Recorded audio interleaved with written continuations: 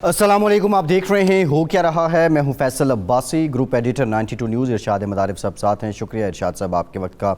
आज 18 अगस्त 2021 है और पाकिस्तान तहरीक इंसाफ की हुकूमत को 3 साल हो चुके हैं। ये 3 साल हुकूमत ने कैसे गुजारे, ये 3 साल अवाम पर कैसे बीते, इन 3 सालों में तर्ज़ सियासत में कितनी तब्दीली आई, इन 3 सालों में तर्ज़ हुक्मरानी रिवायती तौर पे कितना हट के देखने को मिला, और सबसे बढ़ के इन 3 सालों में अवाम 3 साल पहले बेहतर थे या आज बेहतर हैं। इन मामलात पे आज के प्रोग्राम में बात करेंगे। इसके साथ साथ तालिबान की जानिब से बाज़ाब्ता तौर पे कल ज़बीउल्लाह मुजाहिद साहब ने जो प्रेस कॉन्फ्रेंस की, उसमें एक पॉलिसी, एक जो लाइन है तालिबान की, वो सामने आई। जो जंग का मैदान था उसमें कामयाबी के बाद अब क्या तालिबान सफारती और सियासी लिहाज से भी कामयाब हो पाएंगे, ये बहुत बड़ा सवाल है।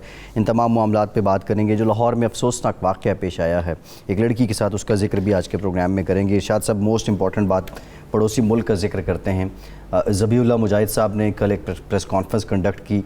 नहीं लग रहा था कि कोई शख्स पहली मरतबा बाज़ाब्ता तौर पे इस तरह आके प्रेस कॉन्फ्रेंस करता है, लेकिन बुनियादी तौर पे जो पाकिस्तान है, अब तक पाकिस्तान की जो अप्रोच है उससे मुतालिक बताइए। इस हुकूमत को कबूल करने के लिए क्या हुकूमत इनफरादी तौर पे जाएगी या किसी ब्लॉक के साथ जाना चाहिए पाकिस्तान को? एक दो चीज़ें जहन में रखनी चाहिए हमें। नंबर 1 तो ये है कि पाकिस्तान के हवाले से माजी में भी शकूक व शुबहात रहे हैं और अब भी मौजूद हैं, और वो जो ब्लेम गेम चलती रही है उसमें हमेशा मूरद इल्ज़ाम पाकिस्तान को ठहराया गया कि ये तालिबान का सरपरस्त है, तालिबान का गार्डियन है और तालिबान को हमेशा इसने मदद की है। तो ऐसी सूरत में हमारा तर्ज़ अमल ज़रूरत से ज़्यादा मुहतात है और उसकी वजह यही है। इस बिना पर ये मेरा ख़्याल है साहिब फ़ैसला है कि हमें जल्दबाजी की बजाय अपने कम अज़ कम जो करीबी दोस्त हैं, चीन है, सऊदी अरब है, ईरान है, तुर्की है और दूसरे हमसाया ममालिक जो हैं अफ़गानिस्तान के, उनके साथ कंसल्टेशन के बाद कोई फ़ैसला करना चाहिए। और इसमें ज़ाहिर बात है कि जो बड़े दारुल हुकूमत हैं, लंदन है, अमेरिका है, उनको भी देखना पड़ेगा, पेरिस है, जर्मनी है, उनको भी देखना पड़ेगा कि उनका क्या नुक्ता नज़र है। ये जो कल प्रेस कॉन्फ्रेंस हुई है, अभी तक 24 घंटे तकरीबन उसको गुज़र चुके हैं, अभी तक उस प्रेस कॉन्फ्रेंस पर कहीं भी मनफी रद्द अमल नज़र नहीं आया। बल्कि अगर हम यूके के चीफ ऑफ आर्मी स्टाफ को देखें, जो उनके हैं, उनको देखें, उनके बयान देखें, यूरोपीय यूनियन का बयान देखें, तो उससे लगता है कि वो मुतमईन नज़र आते हैं और वो कहते हैं कि तालिबान ने कम से कम पिछले 72 घंटे में कोई ऐसी बात नहीं की, कोई ऐसी कार्रवाई नहीं की, कोई ऐसा एक्शन सामने नहीं आया जिससे अदम इत्मीनान का पहलू निकलता हो कि ख़वातीन के हवाले से, इंसानी हकूक़ के हवाले से, अपने मुखालिफिन के हवाले से, लॉ एंड ऑर्डर सिचुएशन के हवाले से, और ख़ास तौर पर जो गैर मुल्की वहाँ सफारती अमला था या शहरी थे, वो कहीं भी उन्होंने कोई झोल नहीं दिखाया जिसको बुनियाद बना सके। लेकिन इस वक्त पूरी दुनिया ने फोकस किया हुआ है और बिल्कुल बारीक बीनी से देखा जा रहा है कि जी ख़वातीन, ये इरशाद से बड़ी इंपॉर्टेंट बात है। कनाडा की जानिब से जो है वो रिजेक्ट किया गया है। बहरहाल एक और जो अब से थोड़ी देर पहले मीडिया पे रिपोर्ट हो रहा है कि अशरफ गनी साहब का सुराग जो है वो मिल चुका है और वो मुत्तहिदा अरब अमारात में हैं, और ये कहा जा रहा है कि जो दफ्तर ख़ारजा है मुत्तहिदा अरब अमारात का, वो इस बात की तस्दीक भी कर रहा है। एक तो ये कि उन्हें क्या यूएई में ही अमान मिल सकती थी, और दूसरा जो उनसे मुतालिक ये भी रिपोर्ट हुआ कि वो 4 गाड़ियाँ और एक हेलीकॉप्टर पैसों से भरकर लेकर गए और कुछ पैसे सदारती महल में छोड़ गए, वो लेके जाने की गुंजाइश नहीं थी। अगर मुत्तहिदा अरब अमारात वो पहुँचे हैं तो गाड़ियाँ तो वो नहीं लेके जा सकते होंगे उनको वहाँ। ज़ाहिर बात है, वो तो जो जहाज़ था उस पर ही गए हैं ना, हेलीकॉप्टर था या जहाज़ था, जो भी है। हेलीकॉप्टर तो इतना दूर मेरा नहीं ख्याल कि पहले वो ताजिकिस्तान जाने की कोशिश करे, उसको वहाँ रसाई ना मिले और फिर इधर चला जाए, जहाज़ ही होगा। तो अच्छा, ये जो ऐसे लोग जो बैरूनी बैसाखियों पर इक़्तिदार में होते हैं, अवाम में जिनकी जड़ें ना हों, उनका बिल आखिर यही अंजाम होता है। और ये कोई नई पहली बात नहीं है, इससे पहले भी कई हुक्मरान जो हैं फिर वो फ़रार होते हैं, क्योंकि उनको یہ معلوم ہوتا ہے کہ ہم نے جو جرائم کیے ہیں عوام کے خلاف، اپنے ملک کے خلاف، ہم نے لوٹ مار کی ہے، اب اس لوٹ مار کے پیسے کو بچانا ہی ہماری ترجیح اول ہونا چاہیے۔ اپنے ملک میں باعزت زندگی وہ گزار نہیں سکتے، پھر خوف ہوتا ہے ان جرائم کا جو انہوں نے مخالفین کے خلاف کیے ہوتے ہیں، عوام کے خلاف کیے ہوتے ہیں۔ ورنہ دیکھیے نا، اب تک کا جو طالبان کا رویہ نظر آیا ہے، وہ تو عبداللہ سے مل رہے ہیں، حکمت یار سے مل رہے ہیں، حامد کرزئی سے مل رہے ہیں۔ اب عبداللہ اور حامد کرزئی جو تھے وہ تو اس رجیم کا حصہ تھے جو طالبان کے خلاف لڑائی لڑ رہی تھی، ان پر ظلم کر رہی تھی، انہیں گوانتانامو بے بھیج رہی تھی، یا پل چرخی میں یا بگرام ایئر بیس کا جو ایک عقوبت خانہ تھا ان کو بھیج رہی تھی۔ تو لیکن انہوں نے بجائے اس کے کہ ان سے کوئی انتقام لیا جاتا یا ان کو کے ساتھ فاصلہ پیدا کیا جاتا، وہ حکومت سازی میں ان سے مشاورت کر رہے ہیں۔ تو یہی رویہ ان کا ہو سکتا تھا اشرف غنی کے ساتھ بھی، لیکن اندر کا خوف جو ہے انہیں بھگا لے گیا۔ اور ابھی میری اطلاع یہ ہے کہ وہ دوستم سے بھی کہہ رہے ہیں کہ آپ وطن واپس آئیں، کمانڈر عطا سے بھی کہہ رہے ہیں اور دوسرے لوگوں سے بھی، اور شاید امراللہ صالح جو ایک کٹ پتلی تھا انڈیا کی، اس کو بھی پیغام یہی دیا جا رہا ہے کہ آپ الٹے پلٹے بیانات دینے کی بجائے وطن واپس آئیں، بیٹھیں۔ اور وہ تو کہہ رہا ہے کہ میں صدر ہوں جی، قائم مقام صدر ہوں میں۔ جی ہاں بالکل، یعنی حکومت نہیں رہی، صدر بھاگ گیا ہے، فوج بھاگ گئی ہے، سارا کچھ ہے۔ وہ صدر ہیں بھی کس چیز کے صدر ہیں؟ قائم مقام صدر ہیں۔ تو اگر قائم مقام صدر ہیں، ٹھیک ہے، آپ اگر اپنے آپ کو لیجیٹیمیٹ صدر سمجھتے ہیں کہ صدر بھاگ گیا ہے، تو اب میں نے آئین کے مطابق تو آپ کابل میں آپ کو ہونا چاہیے نا، ایوان صدر میں آپ کو ہونا چاہیے، کابل میں ہونا چاہیے۔ جس طرح عبداللہ بیٹھا ہوا ہے، آپ بھی بیٹھیں، ممکن ہے آپ کے ساتھ بھی مذاکرات ہو رہے ہیں اور کہیں نہ کہیں دال دلی آپ کا بھی ہو جائے۔ ایک جو سب سے بڑا سوال ہے، ہم کل کی جو پریس کانفرنس ہے اس کے بعد ایک رویہ خلاف توقع ہے، خلاف روایت ہے کہ طالبان کی یہ روایت نہیں تھی۔ کل ہم نے دیکھا کہ خواتین بھی وہاں بیٹھی ہیں، ایک بڑے لبرل اور پروگریسو اپروچ نظر آئی ہے، لیکن ارشاد صاحب دنیا اس اپروچ پہ ابھی تک شک کر رہی ہے، وہ اس کو دیر پا شاید نہیں سمجھ رہی۔ اب طالبان کو کرنا کیا ہوگا کہ مستقل بنیادوں پہ اگر وہ یہ کرنا چاہ رہے ہیں کہ وہ دنیا کو، عالمی برادری کو بھی منوا سکیں؟ دیکھیں، ایک معاہدہ ہوا سال ڈیڑھ سال پہلے امریکہ کے ساتھ، اس معاہدے کی کون سی شک ہے جس پر طالبان نے عمل نہیں کیا؟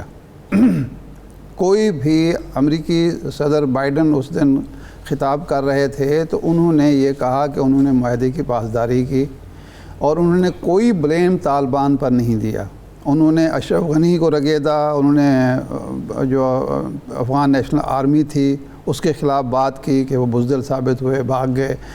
انہوں نے اپنے جو اندازوں کی غلطی تھی اس کا اعتراف کیا، ایک میچور اور مدبر سیاستدان کی طرح وہ بولے، حکمران کی طرح بولے۔ تو لیکن طالبان کی کوئی چیز بھی نہیں انہوں نے پوائنٹ آؤٹ کی کہ جی انہوں نے ہمارے ساتھ کوئی دغا بازی کی، دھوکہ دہی کی، کوئی وعدے کی خلاف ورزی۔ اس کے مقابلے میں طالبان ہمیشہ یہ کہتے رہے کہ مثلاً ان کی ایک یہ تھا کہ جی مقررہ جو تاریخ انہوں نے مقرر کی تھی انخلاء کی، اس تک یعنی 31 مئی تک انہوں نے انخلاء مکمل نہیں کیا۔ انہوں نے ہمارے قیدی جو تھے وہ رہا نہیں کرائے اشرف غنی سے، کچھ رہا امریکہ نے کر دیا جو امریکہ کے پاس تھے، لیکن اشرف غنی کے پاس جو تھے وہ رہا نہیں ہوئے۔ بہانہ یہ بنایا کہ اشرف غنی نہیں کرنا چاہتا، یعنی اشرف غنی اتنا طاقتور تھا امریکہ کے مقابلے میں، طالبان کے مقابلے میں تو وہ بزدل اور انتہائی کمزور ثابت ہوا، وہ بھاگ گیا۔ لیکن امریکہ کے مقابلے میں اتنا طاقتور تھا کہ وہ امریکہ کی بات نہیں مانتا تھا۔ یہ عجیب سی بات ہے۔ تو وہ قیدی رہا نہیں ہوئے۔ وہ جو ڈی لسٹنگ ہونی تھی، طالبان رہنماؤں کے نام نکالنے تھے اس لسٹ سے جو دہشت گردوں کی لسٹ تھی، وہ نام امریکہ نے نکالنے تھے، اقوام متحدہ کی سلامتی کونسل سے نکلوانے تھے، وہ نہیں نکالے گئے۔ یعنی جو باتیں طالبان کی درست ثابت ہو چکی ہیں کہ وہ وعدے کی پاسداری کرتے ہیں، معاہدے کی پاسداری کرتے ہیں، وہی پاسٹ ہی آگے ہمیں دیکھنا چاہیے کہ اب جو وعدے کر رہے ہیں، اب جو وہ دعوے کر رہے ہیں، اب جو وہ باتیں کر رہے ہیں، کیا اس پر عمل درآمد ہوگا یا نہیں ہوگا؟ کیونکہ مستقبل کا دلوں کا حال اللہ تعالیٰ جانتا ہے، اور مستقبل کے بارے میں کوئی آپ پیش گوئی نہیں کر سکتے۔ ایک اور بڑا امپورٹنٹ جو ہے وہ پوری دنیا زور دے رہی ہے کہ ایک مخلوط حکومت ہو، انکلوزیو گورنمنٹ کا جو لفظ ہے وہ استعمال کیا جا رہا ہے۔ اب آج کی جو ملاقات تھی حامد کرزئی سے گلبدین حکمت یار سے، گلبدین حکمت یار کی آپ کو پتہ ہے کہ اپنی بھی ایک لیگیسی ہے بالخصوص اسلامی پوائنٹ آف ویو سے، یہ لوگ شراکت دار ہو جائیں گے؟ کیا دنیا کی عالمی برادری کے اس زور کو طالبان قبول کریں گے یا پھر وہ اپنے تئیں اپنے ہی لوگوں کے ساتھ حکومت بنائیں گے؟ امکان یہ ہے، میری تھوڑی سی اطلاع بھی ہے، وہ یہ ہے کہ حکمت یار کسی نہ کسی صورت میں، خواہ وہ خود یا ان کا کوئی نامنی، وہ اس اگلے سیٹ اپ کا حصہ ہو سکتا ہے۔ طالبان کے حوالے سے بھی یہ جو پچھلے مذاکرات ہوتے رہے ہیں اس کی وجہ سے طالبان کا عبداللہ کے حوالے سے بھی ایک سافٹ کارنر نظر آتا ہے کہ اس کو مشاورت میں شامل کیا جا رہا ہے۔ یہ امپورٹنٹ بات ہے، مشاورت میں تو شاید حامد کرزئی بھی ہو، لیکن سیٹ اپ میں ان کے نمائندوں کو کوئی نہ کوئی جگہ مل سکتی ہے، اور صرف اس لیے کہ دنیا کو یہ دکھانے کے لیے کہ ہم نے جن لوگوں کو معاف کیا ہے ہم ان کی صلاحیتوں سے بھی فائدہ اٹھانا چاہ رہے ہیں۔ لیکن اگر امریکہ کا یا سو کالڈ عالمی برادری کا کہنا یہ ہے کہ وہ امراللہ صالح کو نائب صدر مان لیں اور وہ جو حمداللہ محب ہے اس کو کوئی عہدہ دے دیں اور اشرف غنی کو بلا کے واپس کہیں جی آپ تو صدر ہیں، ہم تو حامد کرزئی بھی ہوگا حصہ یا وہ ایک ایڈوائزر مشورہ دینے؟ دیکھیں، اگر مشاورت کے عمل میں وہ شامل ہو جاتا ہے تو وہ سابق صدر ہے، اب وہ ظاہر ہے کچھ چھوٹا موٹا عہدہ تو وہ لینے سے رہا، اگرچہ وہ لے بھی سکتا ہے، اقتدار کے بھوکے لوگوں سے کوئی غیر متوقع نہیں ہوتی، لیکن شمالی اتحاد کو اور ان لوگوں کو کسی نہ کسی سطح پہ اکاموڈیٹ کیا جائے گا۔ وہ جو فارمولے تھے 30%، 50%، 60%، 70%، وہ تو سارے فیل ہو گئے جی۔ اور مخلوط حکومت کا ہرگز مطلب نہیں کہ جو سابقہ سیٹ اپ اس کا حصہ بنے۔ مخلوط حکومت کا مطلب یہ ہے کہ ایک طالبان کی تنظیم ہے جنہوں نے اپنے طاقت، اپنی جد و جہد کے ذریعے کابل فتح کیا ہے اور افغانستان فتح کیا ہے۔ دوسرے وہ لوگ ہیں جو ان کے ساتھ تو نہیں تھے لیکن اپنے حلقہ اثر میں ان کی عزت ہے، ان کا وقار ہے، ان کا اثر رسوخ ہے، ان کو شامل کیا جائے۔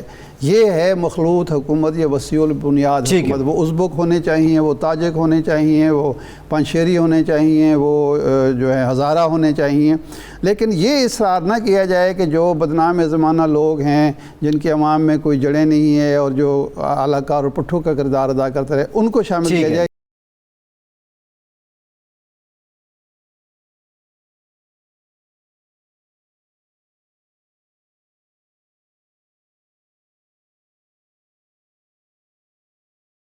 اب آتے ہیں اپنے گھر کی طرف۔ 3 سال ہو گئے عمران خان صاحب کی سرکار کو آئے ہوئے۔ پہلے تو یہ بتائیں کہ ماضی کی حکومتیں بھی آپ نے دیکھیں، کتنی مختلف ہے یہ حکومت اور کیسے بیتے بالخصوص عوام پہ یہ 3 سال؟ 2-3 چیزیں ہیں۔ ایک تو یہ ہے کہ جو بڑے بڑے خان صاحب نے وعدے کیے تھے، شاید وہ ناتجربہ کاری تھی، اقتدار کے جو معاملات ہوتے ہیں یا پاکستان کی جو صورتحال تھی ایوان اقتدار کی اور ریاست کی اور معیشت کی، اس سے وہ ناواقف تھے۔ مثلاً 1 کروڑ نوکریاں 5 سال میں دینے کا وعدہ، 50 لاکھ گھر بنانے کا، وہ تو ابھی شروع تو ہو گیا ہے وہ عمل، یہ نہیں ہے کہ بالکل کچھ نہیں ہوا، ہو گیا ہے، لیکن اس کا اب 3 سال کا جو تناسب ہونا چاہیے وہ ہمیں دور دور تک نظر نہیں آتا، اور 5 سال میں بھی بہت کم ہوگا ایسا اگر ہوگا۔ اچھا، ایک تو یہ تھا۔ دوسرا یہ تھا کہ ہم عام شہریوں کی طرح زندگی بسر کریں گے، کوئی پروٹوکول نہیں ہوگا، گورنر ہاؤس، ایوان صدر، وزیر اعظم جو ہیں۔ اچھا، یہ کوئی عوامی مطالبہ نہیں تھا کہ جی آپ وزیر اعظم ہاؤس کو خالی کر دیں، ایوان صدر کو یونیورسٹی بنا دیں۔ یہ بلڈنگیں اسی مقصد کے لیے بنی ہیں، اس میں جو سہولتیں فراہم کی گئی ہیں ان کو تاج دینا جو ہے، یہ حضرت عمر بن عبدالعزیز جیسا حکمران ہو تو پھر وہ یہ کر بھی سکتا ہے، لیکن آپ کے سیکیورٹی کے مسائل ہیں، آپ کے اور بہت ساری چیزیں ہیں، معاشرے کی ایک خاص انداز ہے، بود باش کا انداز ہے، تو یہ اسٹریٹجک بلڈنگز ہیں ارشاد صاحب، اور ہم اٹامک پار ہیں ہمارے بڑے، اور آپ اس طرح سے کوئی مطلب کوئی جس نے بھی مشورہ دیا وہ بڑی ایک سستی شہرت حاصل کرنے کا۔ اس وقت میں نے ہماری نشریات میں جب یہ اعلان ہوا تو میں نے کہا تھا کہ اس کی ضرورت نہیں ہے، نواز شریف صاحب نے یہ وعدہ کیا تھا وہ پورا نہیں ہو سکا تھا، بڑے مسائل کھڑے ہو گئے، یہ نہیں ہو سکے، تو وہ تو نہیں ہوا۔ لیکن معیشت کو پٹری پر چڑھانے کے لیے اور اس کی حقیقی جو بنیاد ہے اس پر استوار کرنے کی کوشش ہوئی ہے۔ ٹیکسوں کا خان صاحب نے کہہ دیا کہ میں 8,000 ارب کے ٹیکس اکٹھے کر لوں گا، وہ ظاہر بات ہے بہت مشکل ٹاسک تھا، وہ نہیں ہوا، ابھی 5,000 تک بھی نہیں ہو سکا۔ اس دفعہ دیکھیں 5500 کا ٹاسک دیا ہوا ہے، وہ پورا ہوتا ہی نہیں ہوا۔ مہنگائی کا ایک ریلا آیا، جی وہ بھی ایک حقیقت ہے اور ابھی تک اس کو کنٹرول نہیں کیا جا سکا۔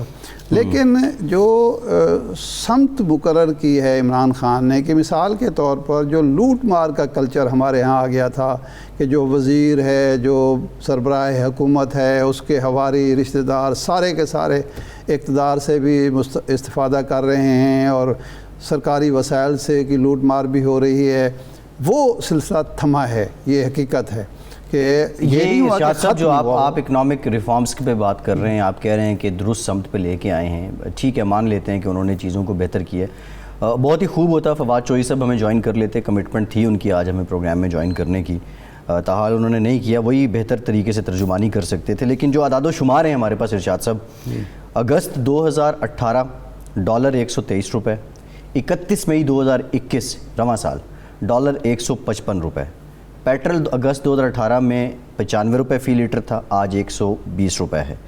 اچھا سونا اگست 2018 میں 59,400 تھا، آج تقریباً 1 لاکھ ہے۔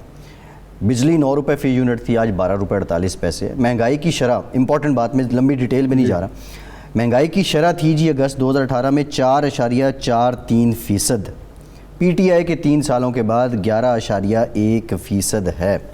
سر مان لیا یہ بہت اچھی یہ اکنامک ریفارمز ہونی تھیں، ان کے آفٹر میتھس بھی آنے تھے، لیکن یہ جو عوام کی حالت پتلی ہو گئی ہے، مہنگائی کے بوجھ تلے دب گئے ہیں، پھر کرونا بھی آ گیا، بڑے مسائل تھے، اس میں گورننس کا جو طرز حکمرانی ہے اس کا کتنا بڑا ہاتھ ہے کہ وہ ان اقدامات کا ریلیف عوام تک نہیں پہنچا سکے ہیں؟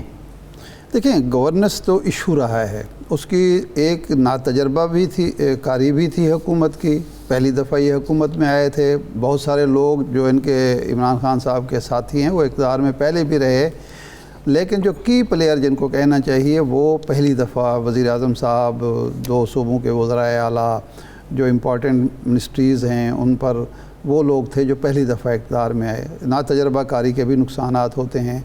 دوسرا، ٹیم کی سلیکشن میں بھی خان صاحب نے ٹھوکریں کھائیں، یہ اس میں کوئی شک نہیں ہے۔ پنجاب کا صوبہ ایک ایسے شخص کے حوالے کر دیا گیا جو کبھی صوبائی اسمبلی کا ممبر بنا، نہ وزیر رہا، گورننس کا کوئی تجربہ ہی نہیں ہے، اور ایک بڑا صوبہ جو ہے اس کے حوالے کرتے ہیں، وہ صوبہ جو حکومت سازی میں جس کا کی رول ہے، اور اس صوبے کو آپ حوالے کر رہے ہیں ایک ناتجربہ کار شخص کے حوالے، جہاں 3 بار شہباز شریف صاحب جیسا متحرک آدمی، فعال آدمی اور منجھا ہوا اور بیوروکریسی پر کنٹرول رکھنے والے شخص 3 بار وزیر اعلیٰ رہ چکا ہو، اس جب بھی لوگ دیکھیں گے اس وزیر اعلیٰ کو، اس کیپٹن کو، ٹیم کے کیپٹن کو، وہ اس کا موازنہ کریں گے شہباز شریف کے ساتھ۔ اور پھر وہاں آپ تبدیلیاں کرتے ہیں، 6 آئی جی تبدیل ہو جاتے ہیں، 5 چیف سیکرٹری تبدیل ہو جاتے ہیں، ہر چوتھے دن بیوروکریسی میں اکھاڑ پچھاڑ ہوتی ہے، تو اس سے ظاہر بات ہے استحکام کیسے آئے گا اور گورننس آپ کی کیسے بہتر ہوگی۔ یہ جو مہنگائی ہے، 3 فیکٹر ہیں اس میں، ایک انٹرنیشنل فیکٹر ہے، ایک پوری دنیا میں آیا، وہ فیکٹر اپنی جگہ پہ ہے، اس کو ماننا چاہیے، دوسرا کرونا کا فیکٹر ہے، لیکن تیسرا فیکٹر جو بیوروکریٹک کنٹرول ہوتا ہے قیمتوں پر، جو حکومتی مشینری کنٹرول کرتی ہے، وہ بھی اہم ہوتا ہے، لیکن وہ تو ہمیں نظر ہی نہیں آتا کہیں پہ۔ رونا روتے ہیں خان صاحب مافیاز کا، لیکن مافیاز کو کنٹرول کس نے کرنا تھا اور کس انداز میں، کس طرح کے لوگ کنٹرول کر سکتے ہیں؟ جو کارکن تھا تحریک انصاف کا، اس نے بیوروکریسی کے ساتھ مل کر ایک معاشرے کے اندر جو تھا وہ گرفت کرنی تھی ان مافیاز کی یا ان لوگوں ٹائیگر فورس نے، آپ کہہ رہے ہیں ٹائیگر فورس نے، لیکن وہ تو ہمیں کہیں نظر ہی نہیں آئی. ٹائیگر فورس بھی آج تک نظر نہیں، ایک دفعہ بنی اس کے بعد نہیں. ارشاد صاحب یہ دیکھیں جو آپ نے بات کی ہے نا، آپ بیوروکریسی کی بات کریں. ابھی چیف سیکرٹری صاحب پھر بدل گئے ہیں پنجاب میں. اب یہ سمجھ نہیں آ رہی کہ فالٹ بیوروکریسی میں ہے یا کہیں اور ہے. یہ اب یقینی طور پہ خان صاحب کو ڈھونڈنا ہوگا. دوسرا جو آپ نے سیاسی طور پہ پنجاب کو شو کیس کہا ہے، ہر سیاسی جماعت کا شو کیس ہے پنجاب. اس میں جو پرفارم کرتا ہے وہ وفاق میں حکومت بناتا ہے، اس میں تو کوئی شک نہیں ہے. لیکن ایک لمحے کو ہم نے دیکھا کہ پی ڈی ایم شاید حکومت کو کمزور کر بھی رہی تھی، پھر پی ڈی ایم ٹوٹ بھی گئی. ابھی جو حکومت کے مسائل ہیں وہ آپ نہیں سمجھتے کہ جو اندرونی خلفشار ہیں، پنجاب کی بات ہی کر لیں، ترین گروپ وہاں پہ موجود ہے، جو لوگ وزیر اعلیٰ نہیں بن سکے ان کی بھی اپنی رنجشیں ہیں، اور یہ مستقل یہ چیزیں 3 سالوں میں بڑھتی ہی رہیں، ان کو طول ہی ملتا رہا. کیا اب یہ کنٹرول ہو سکتی ہیں؟ نہیں، کنٹرول تو ہو سکتی ہیں، کیوں نہیں ہو سکتی، لیکن پرابلم یہ ہے کہ کنٹرول کرنے کا جو میتھڈ ہے وہ یہ نہیں ہے کہ ہر چوتھے دیکھیں نا، ایک وزیر جو اطلاعات ہے پنجاب میں بھی اور مرکز میں بھی، ایک آدمی جا رہا ہے، دوسرا آ رہا ہے، پھر تیسرا آ رہا ہے، پھر وہی پہلے والا پھر آ جاتا ہے، پھر وہ چلا جاتا ہے، وہ پھر آ جاتا ہے. تو اس کا مطلب ہے کہ کہیں نہ کہیں قوت فیصلہ کی کمی ہے، اور کہیں نہ کہیں آپ کا انتخاب کا طریقہ کار ناقص ہے. آپ جو سلیکشن کرتے ہیں خود اس سے مطمئن نہیں ہوتے، پھر اس کو تبدیل کرتے ہیں، اور اس کے بعد پھر آپ ایک سیکنڈ ویو آتی ہے، آپ سمجھتے ہیں کہ نہیں وہ آدمی مناسب تھا، اور پھر اس کو لے کر آ جاتے ہیں. تو یہ جو چیز ہوتی ہے، یہ جو حکومتیں جب مستحق ہوں گی تو معاشرے میں بھی استحکام آئے گا. جہاں لوگوں کو یہ احساس ہو کہ کل کا پتہ نہیں کہ یہ چیف سیکرٹری ہوگا نہیں ہوگا، یہ آئی جی ہوگا نہیں ہوگا، یہ وزیر اس وزارت پر ہوگا یا نہیں ہوگا، تو وہاں آپ کس طرح توقع کرتے ہیں کہ بیوروکریسی آپ سے تعاون کرے گی یا وہ کام کرے گی کھول کر؟ وہ تو ہاتھ پہ ہاتھ دھرے بیٹھے ہوگی کہ پتہ نہیں کل کو ہونا کیا ہے.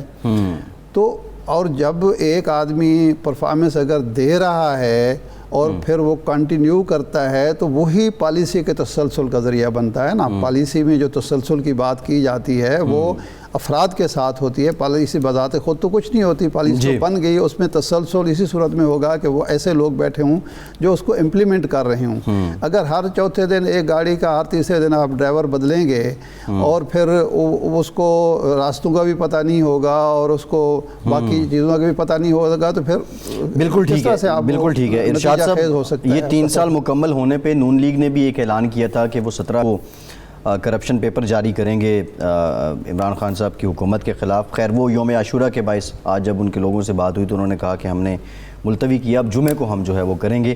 ایک ڈیٹیل ایکٹیویٹی ہے ان کی. خیر نون لیگ کا اب اس سارے معاملے میں ایک کی پلیئر رہی ہے پاکستان کی سیاست میں ان 3 سالوں میں، ابھی بھی ہے، اپوزیشن کی دیگر جماعتیں بھی ہیں. اس سے متعلق بھی ایک بریک کے بعد بات کرتے ہیں.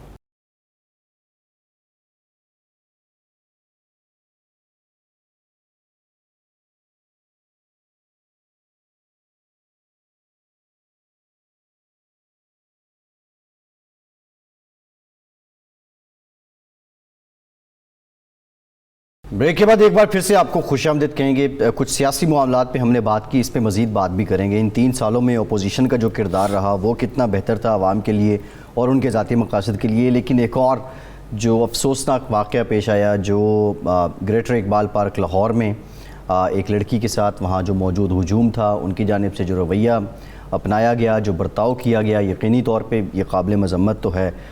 ارشاد صاحب اگر ہم محرکات یا عوامل دیکھیں، یہ عدم برداشت، یہ بد تہذیبی، آپ بدتمیزی آپ کہیں اس کو، یہ ایسے واقعات کیا پہلے بھی ہوتے تھے اور رپورٹ نہیں ہوتے تھے، یا اب یہ بہت زیادہ ہو چکے ہیں، اور اس کی وجہ کیا ہے؟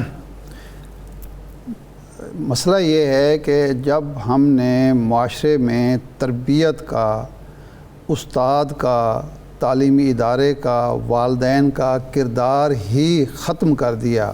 والدین اپنے بچوں کی تربیت کے لیے تیار نہیں ہیں، وہ بہت زیادہ مصروف ہیں، اور مائیں جو ہیں وہ بچوں کو ٹی وی کے سامنے بٹھا کے اپنے آپ کو یعنی معذرت کے ساتھ میں عرض کر رہا ہوں، وہ فون سننے میں لگی رہتی ہیں، سہیلیوں سے باتیں کرنے میں لگی رہتی ہیں، شاپنگ میں لگی رہتی ہیں. استاد جو ہے وہ اپنے آپ کو ملازم کی طرح تعلیمی ادارے میں جاتا ہے، اپنا جو ہے لیکچر دیتا ہے، اس کے بعد تربیت کا وہاں بھی فقدان ہے. پھر ہمارا میڈیا کا ایک کردار تھا، وہ بھی آپ کے سامنے ہی ہے. تو اس کے بعد پھر اسی طرح کے جانور جو ہیں وہ، یہ میں درندے کہوں گا، جانور کہوں گا، یہ انسان نہیں ہیں، انسان کے بچے نہیں ہیں، وہ پھر بڑھتے چلے جاتے ہیں. ایک واقعہ ہوتا ہے، اس کی روک تھام کے لیے سنجیدہ کوشش نہیں ہوتی، پھر حوصلے بڑھ جاتے ہیں، پھر اس سے بڑا واقعہ ہوتا ہے. تو اس کی روک تھام صرف سزاؤں سے نہیں ہو سکتی، صرف قوانین سے نہیں ہو سکتی. معاشرے کی اخلاقی اصولوں پر، اخلاقی بنیادوں پر تربیت جو ہے، تشکیل جو ہے، وہ اگر ہم نہیں کریں گے تو یہ معاملات، دیکھیں ہم تو تھرڈ ورلڈ ہیں جی، ہمارے ہاں تو کچھ ہے ہی نہیں. کوئی یورپ میں، امریکہ میں بھی ایسے واقعات ہوتے ہیں، اس لیے ہوتے ہیں کہ وہاں بھی وہی اخلاقی المیہ جنم لے رہا ہے جو ہمارے ہاں لے رہا ہے. لیکن یہ کوئی جسٹیفیکیشن نہیں ہے.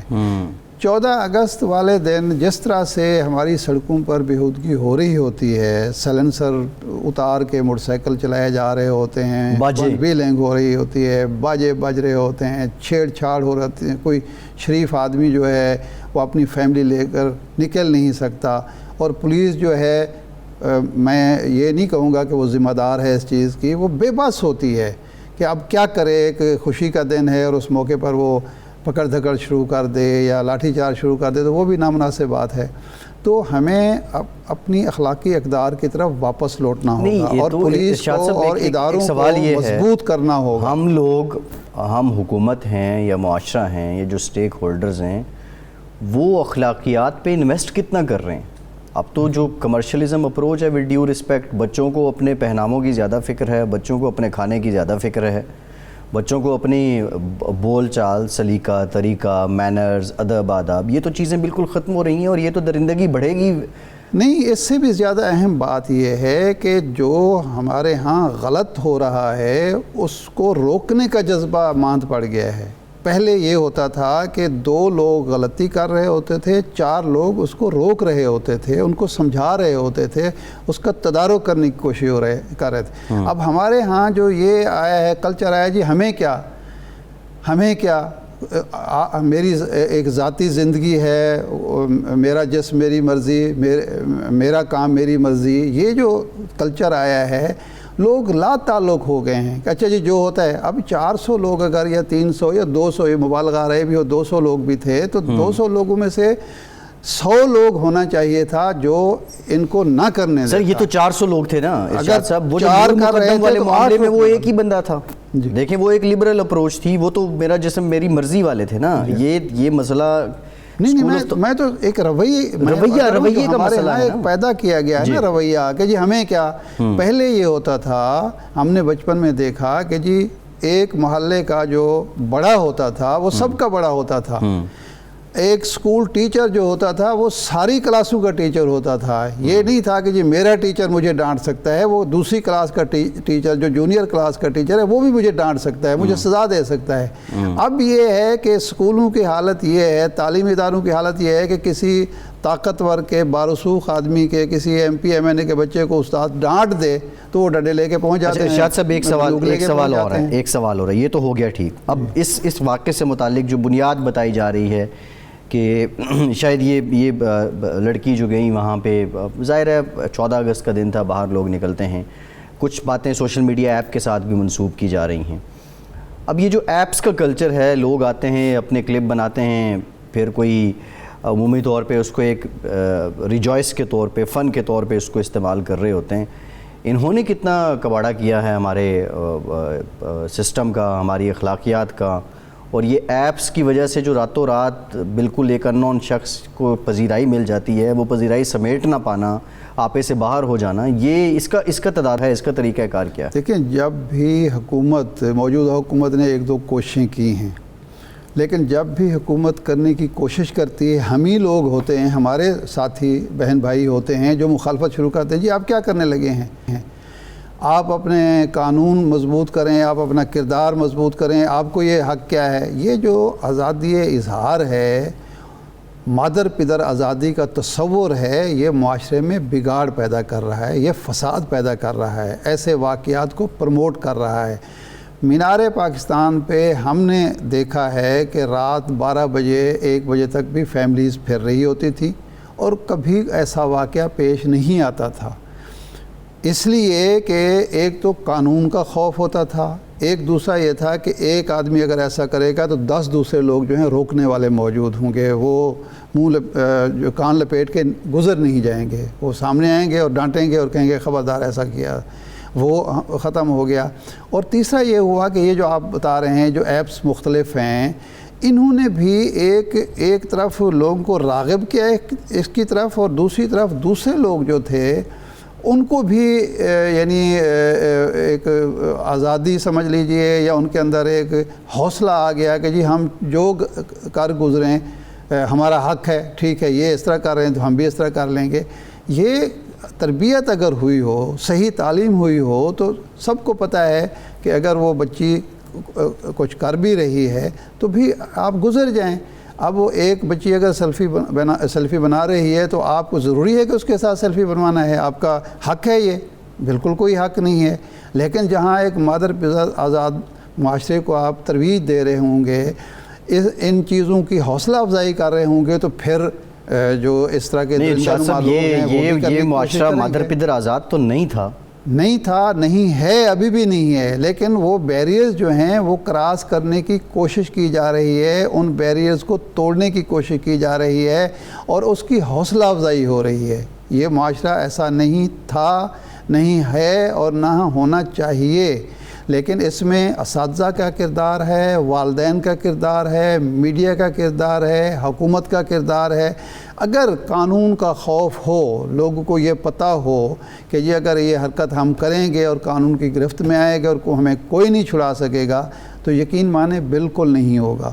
لیکن اگر قانون کا خوف بھی نہ ہو، تربیت کا فقدان بھی ہو، اور پھر یہ بھی پتہ ہو کہ جی کچھ لوگ ہمارا دفاع کرنے والے بھی ہوں گے، تو پھر اس طرح کے واقعات ہو جاتے ہیں۔ لیکن یہ ہمارے لیے شرمندگی کا باعث ہونا چاہیے، اس موضوع پہ میرا آپ سے اور آخری یہ واقعہ ہونا چاہیے، یہ ایک ٹیسٹ کیس ہے۔ ارشاد صاحب، اس موضوع پہ میرا آپ سے لاسٹ کویسچن ہے۔ دیکھیں، اولاد کی تربیت، جس میں بیٹے کی تربیت بھی آ گئی، اس پہ تو ہم نے بڑی ڈیٹیل بات کی ہے۔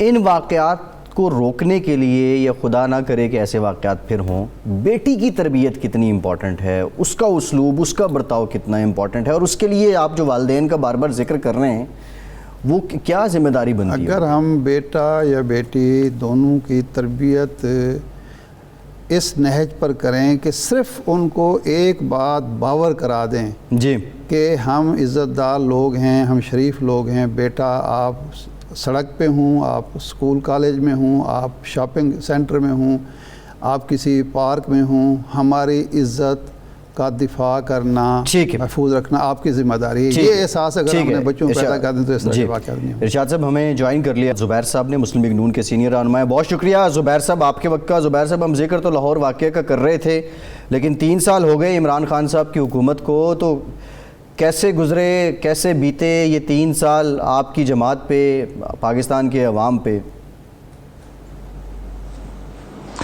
میرا خیال ہے بہت سے پہلو ہیں، اور یہ جو لاہور والا واقعہ یہ بھی اس کا ایک بڑا اہمیت ہے اس کی، کہ یہ اس قسم کے واقعات جو ہیں ان کی بھرمار ہو گئی ہے، فریکوینسی آپ دیکھ لیں کس طرح، اور اس میں بھی میں وزیر اعظم صاحب کو بھی اور ان کے جو رفقا کار ہیں، جب آپ یہ اپولوجسٹ قسم کے سٹیٹمنٹس دیتے ہیں کہ جی وہ وہاں کیوں گئی تھی اور وہ سیالکوٹ موٹر وے پر کیوں اس وقت سفر کر رہی تھی، تو یہ آپ ایک جسٹیفائی کرتے ہیں۔ بہرحال یہ ایک بہت ہی المیہ ہے، اور اس کا اوورآل جو پاکستان کے پوائنٹ آف ویو سے نا، کہ پاکستان کو سمجھنے کی ضرورت ہے کہ جیو پولیٹکس سے زیادہ جیو اکنامکس کی ضرورت ہوتی ہے۔ پاکستان کے عوام پر ویلفیئر پر جب زیادہ پیسہ خرچ ہوگا، ان کی تعلیم پر، ان کی صحت پر، ان کی مینٹل ایکسرسائزز پر، تو پھر سوسائٹی چینج ہوتی ہے، اور یہ بڑا ایک سنگین مسئلہ ہے۔ اور ہم سمجھتے ہیں کہ ہم نے پتہ نہیں دنیا کو فتح کرنا ہے، ساری دنیا ہمارے خلاف ہے، اس لیے اس جنگ میں، بڑی جنگ میں جو جانا ہے، تو اس کے اثرات پھر نیچے آتے ہیں۔ اور پھر پچھلے 3 سال میں جو آپ نے معیشت کے حوالے سے دیکھے، 3 سب سے بنیادی چیزیں ہوتی ہیں معیشت کے حوالے سے، اور وہ ہوتے ہیں مہنگائی، بے روزگاری اور غربت۔ یہ 3 انڈیکیٹر سے زیادہ کوئی اور امپورٹنٹ نہیں ہوتا. باقی بھی ہوتے ہیں بٹ یہ 3 چونکہ اس سے جو تمام پاکستانی ہیں, چاہے وہ غریب لوگ ہیں, چاہے وہ لوور مڈل کلاس ہے, مڈل کلاس ہے, اپر مڈل کلاس ہے, سب متاثر ہوتے ہیں, مہنگائی سے بھی, بے روزگاری سے بھی, غربت سے بھی. اب تینوں اگر آپ اعداد و شمار اٹھا کے دیکھیں گے تو پچھلے 3 سال میں جو ٹرینڈ رہا ہے وہ نیگیٹو رہا ہے. مثال کے طور پر 4% سے کم پر مہنگائی چھوڑ کے گئے تھے, اور وہ کوئی 1 مہینے کی بات نہیں تھی. 5 سال پر اگر آپ ایک بھی کوئی دالیں اٹھا لیں یا چینی اٹھا لیں یا آٹا اٹھا لیں تو اس کو کنٹرول کرنے کا ایک میکانزم ہوتا ہے. نعرے بازی سے, مافیا کو گالیاں دینے سے, پچھلی حکومت کو للکارنے سے کچھ بھی نہیں ہوتا. اس کا مطلب یہ ہوتا ہے کہ آپ ٹرائبل سوسائٹی کی طرح ایک حکومت رن کرنا چاہتے ہیں کہ جس میں آپ آواز بلند کریں گے تو ساری قیمتیں نیچے آ جائیں گی. ایسا ایک ماڈرن نیشن سٹیٹ میں ایسا ہوتا نہیں ہے. تو اس کی وجہ سے مہنگائی ڈبل ڈیجٹ میں چلی گئی. بے روزگاری, غربت جو ہے پہلے 7 کروڑ 40% غربت تھی, 2013 میں وہ کم کر کے 30% تک لے آئے تھے. پچھلے 3 سال میں وہ بڑھ کے واپس 40% ہو گئی, یعنی کہ 9 کروڑ لوگ پاکستان میں غربت کی لکیر سے نیچے رہتے. اگر بے روزگاری کی بات کریں تو بے روزگاری تقریباً ہم 85 لاکھ لوگ بے روزگار ہوئے ہیں پچھلے 3 سال میں, اور یہ سلسلہ شروع ہوا تھا کووڈ آنے سے بہت پہلے کی بات ہے. اسی طرح سے آپ معیشت کے دوسرے اعداد و شمار اٹھا لیں, آپ گروتھ ریٹ اٹھا لیں, آپ ٹیکس ریونیو اٹھا لیں, آپ کوئی بھی ایک انڈیکیٹر اٹھا لیں, ایک تو عمران صاحب کو میرا خیال ہے بالکل غلط بریف کیا جاتا ہے. پچھلے سال انہوں نے پارلیمنٹ میں کھڑے ہو کے کہا کہ جی کرنٹ اکاؤنٹ ڈیفیسٹ ہم نے کنٹرول کر لیا, جو واقعی کنٹرول بھی کیا تھا. اور سب سے زیادہ امپورٹنٹ انڈیکیٹر جو معیشت کے حوالے سے ہوتا ہے وہ کرنٹ اکاؤنٹ ڈیفیسٹ ہوتا ہے جی. اب کرنٹ اکاؤنٹ ڈیفیسٹ کی ایگزامپل بالکل ایسی ہے کہ جب آپ مشین اکانومی کی بالکل بند کر دیں, اکنامک ایکٹیویٹی, جیسے آپ اپنی کاروں کا لاک لگا کے چابیاں اپنے پاس رکھ لیں اور 2 مہینے کے بعد سیلیبریٹ کریں کہ پیٹرول کی ہم نے جو سپینڈنگ تھی وہ کم کر دی ہے, تو ظاہر سی بات ہے وہ تو سپینڈنگ کم ہوگی, لیکن اس کے اثرات جو باقی گھر والوں پر ہوں گے. تو کوئی بھی فورن پالیسی آپ اٹھا کے دیکھ لیں, گورننس اٹھا کے دیکھ لیں, پبلک سیکٹر اینٹیٹیز ٹھیک ہے. زبیر صاحب ایک بریک لیتے ہیں, ایک بریک لیتے ہیں. بات یہ ہے ایک بریک کے بعد جب واپس آئیں گے تو جو آپ بات کر رہے اگست 2018 میں جو 19 ارب ڈالر کا کرنٹ اکاؤنٹ خسارہ تھا, اور اب جو مئی کے اعداد و شمار ہیں ہمارے پاس 1.6 ارب ڈالر کا سرپلس ہے, یہ اس وجہ سے ہے کہ پیسہ جب خرچ ہو رہا ہوتا ہے تو اکاؤنٹ خسارے میں جاتا ہے. آپ یہ دلیل دے رہے ہیں. خیر مزید معاملات پہ بھی بات کریں گے, افغانستان کے معاملے پہ بالخصوص نون لیگ کا کیا موقف ہے, بریک کے بعد اس پہ بات کرتے ہیں.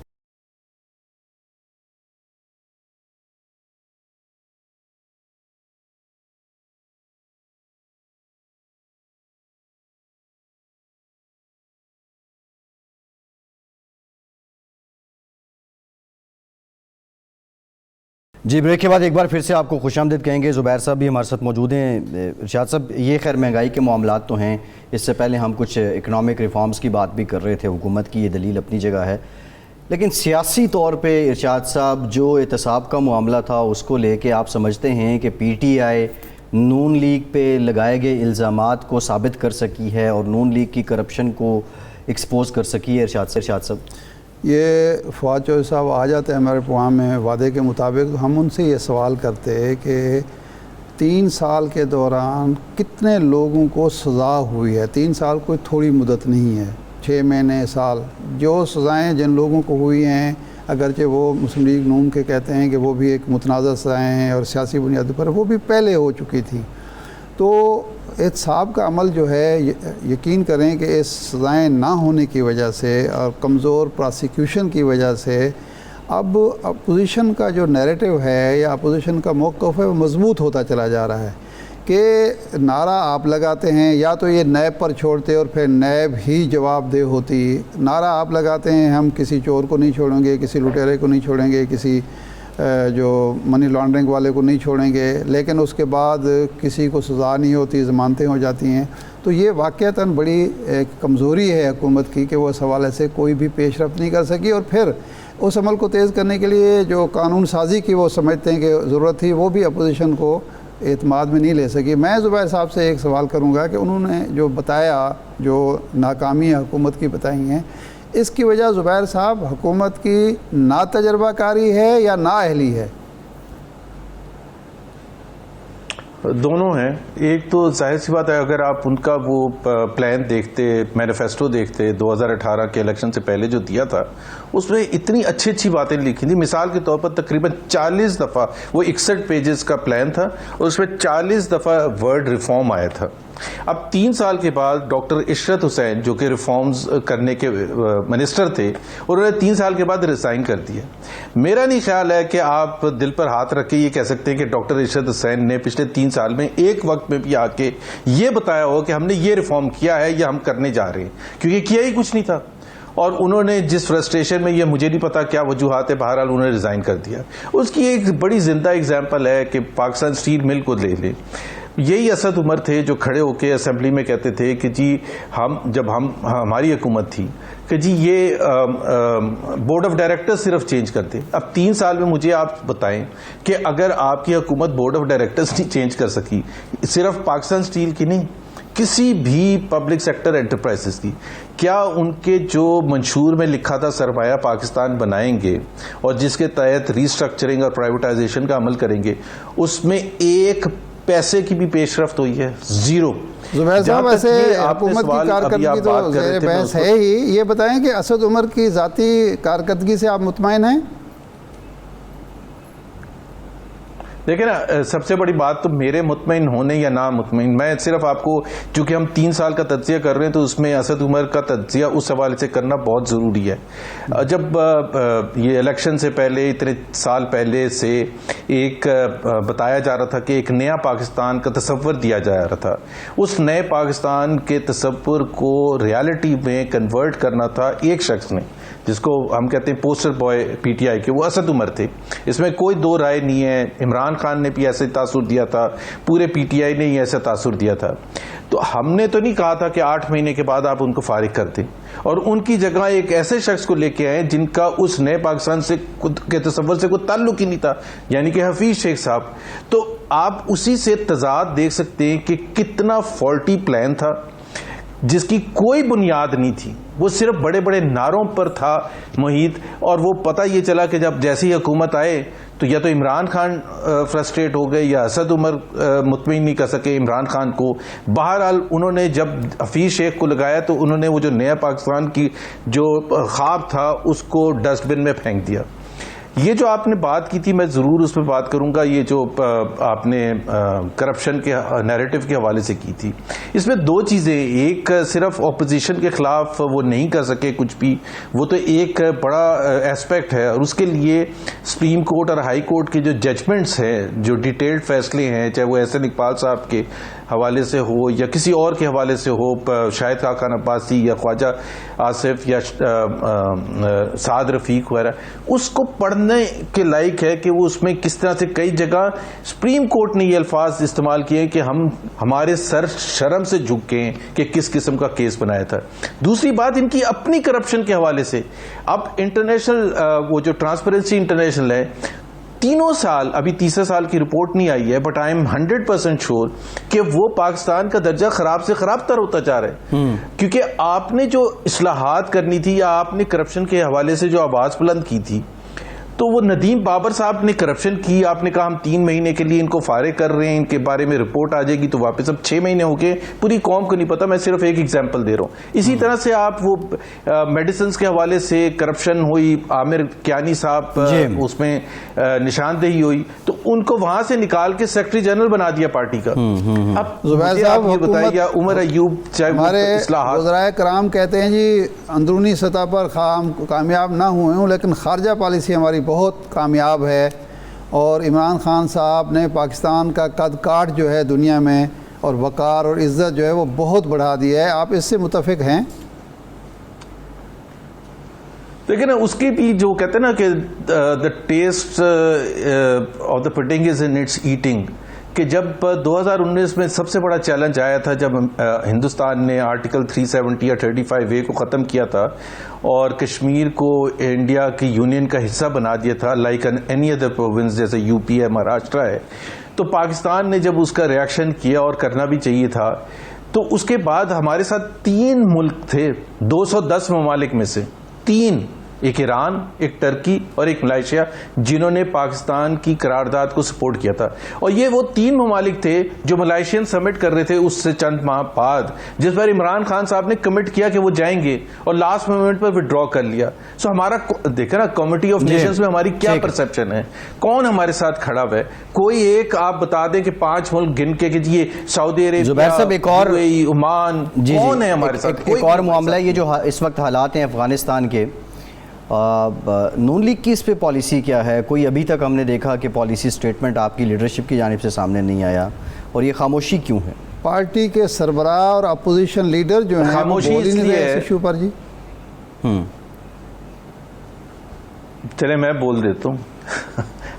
ایک تو میرا اپنا آرٹیکل بھی کل آیا تھا، 24 گھنٹے کے اندر اندر آیا تھا. بطور اپوزیشن لیڈر جو شہباز شریف صاحب کی خاموشی ہے زبیر صاحب؟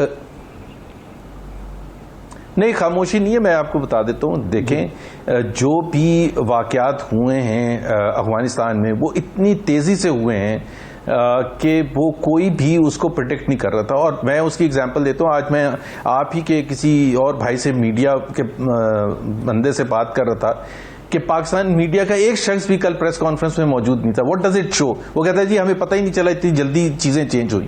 تو جب میڈیا کو نہیں پتہ چلا اکراس دا بارڈر وہ وہاں پہنچ نہیں سکے کور کرنے کے لیے خود سے، جو کہ بڑا ضروری تھا. تو آپ حالات ایسے ہیں کہ ہمارے لیے اس وقت صرف ایک چیز امپورٹنٹ ہے کہ پہلی بات تو یہ ہے کہ امن کے ساتھ سب کچھ ہو.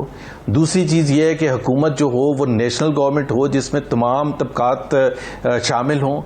تیسری چیز یہ ہے کہ طالبان کے حوالے سے جو خدشات ہیں، بہت سے خدشات انہوں نے دور بھی کیے ہیں کل پریس کانفرنس میں، اور جو پچھلے 48 گھنٹے یا 72 گھنٹے میں جو بھی کابل میں یا دوسرے علاقوں میں ہوا ہے اس سے یہ تو بہت کام ہوا ہے معاملہ کہ جی وہ طالبان اس قسم کے جو لوگوں کے خدشات سے کہ شاید بدلے لیں گے یا جو بھی لیں گے. اور سب سے بڑی بات یہ ہے کہ ریپریزنٹیٹو گورنمنٹ اگر نہیں بنے گی، جو پہلے غنی صاحب کے ساتھ معاملہ تھا یا کرزئی صاحب کے ساتھ معاملہ تھا، اس بات پر تو ہماری کوئی دو رائے نہیں ہے کہ امریکہ وہاں ایک آکوپائنگ فورس کے طور پر تھا. اور خاص طور پر جب سے اسامہ بن لادن کو پکڑا تھا اور ان کو مار دیا تھا تو اس کے بعد 10 سال امریکہ کیا کر رہا تھا؟ اس کی کوئی جسٹیفیکیشن نہیں تھی. تو وہ ایک افغانستان کا ایک اندرونی معاملہ تھا. ہم سمجھتے ہیں کہ اندرونی معاملہ اندرونی ہی رہے، اس کے امپیکٹ پاکستان میں نہ ہو. تو اس وجہ سے ہمیں ہر اس معاملے میں لگ یہ رہا ہے کہ نون لیگ حکومت کے ساتھ ایک پیج پہ ہے، حکومت بھی تقریباً ایسی ہی بات کر رہی ہے. لیکن حکومت بھی ویٹ اینڈ سی کا ہی کر رہی نا. ہر حکومت کو بہت سی چیزیں پتہ ہوں گی اندرونی طور پر جو ہمیں نہیں پتا. تو جب تک حکومت ہمیں بریف نہیں کرے گی اس طرح سے معاملات کے حوالے سے، نون لیگ صاحب کیا سمجھتی ہے کہ حکومت کو از خود انیشیٹو لے کے طالبان حکومت کو تسلیم کر لینا چاہیے یا ویٹ اینڈ سی کی پالیسی درست ہے؟ دیکھیں اگین پاکستان کو ایسا کوئی قدم نہیں اٹھانا چاہیے کہ جس سے پاکستان کی آئسولیشن اور زیادہ بڑھ جائے. تو ایک تو یہ ہے کہ پاکستان کوئی اکیلا ملک نہیں ہے کہ جی افغانستان میں کیا ہو رہا ہے. چین ہو یا روس ہو یا دوسرے ممالک ہوں، امریکہ ہو یا یورپ کے ممالک ہوں، تمام ممالک جو ہیں اس وقت انتظار کر رہے ہیں کہ کیا ہوتا ہے وہاں. اور ابھی تو وہاں حکومت بھی نہیں اناؤنس ہوئی ہے تو ہم تسلیم تو اس وقت کرنے کا وقت آئے گا جب وہاں حکومت بن جائے گی. کیا وہ ریپریزنٹیٹو حکومت ہوگی؟ نیریٹو کا، مفاہمت کا یا مزاحمت کا وہ طے ہو گیا کہ اب مزاحمت کی پالیسی چلے گی یا مفاہمت کی پالیسی چلے گی؟